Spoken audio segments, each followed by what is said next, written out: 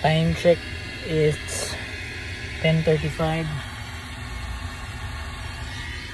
Tumawag sa akin yung binilan ko nung isang araw. Meron daw siyang ipapakita sa akin ngayon ulit na item magustuhan ko. So ngayon it's midnight deal na to, halos 10:30 na. Hintayin niya daw ako eh. So tingnan natin mamaya.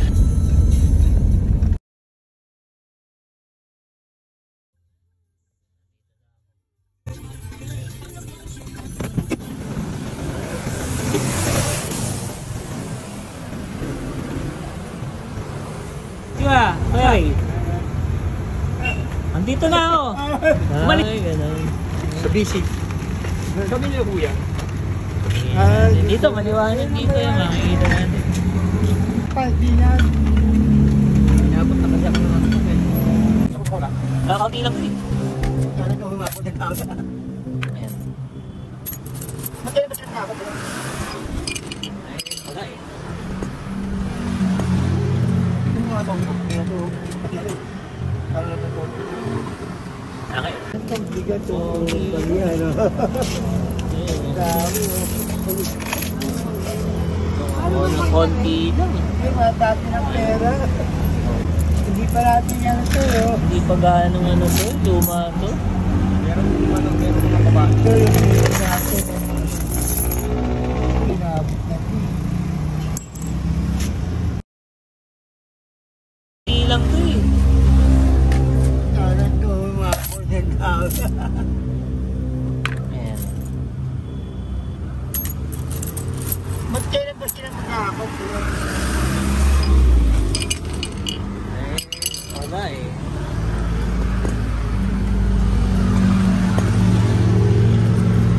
Yung mga sound ko, ito, dito pati ano eh. Parang nag-record. Kaya nga eh.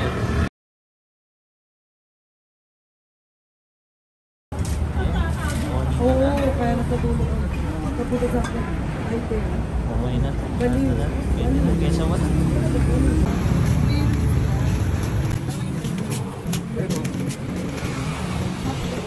Ayun natin.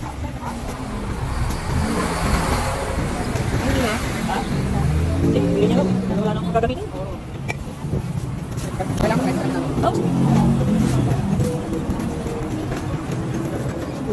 Meron pa ba natin ng kahoy? Binanggit ko na sa kakilala ko na namimili ng kahoy. Sabi niya.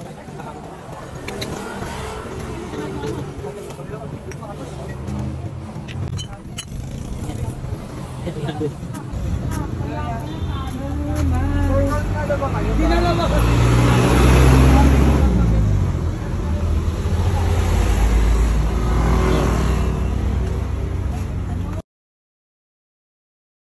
Buti nakakuha ko ng mura. Buti pumayag siya.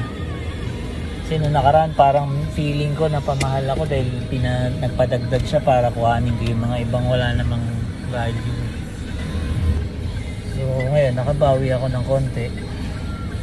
At least hindi rin nasayang lakad ko.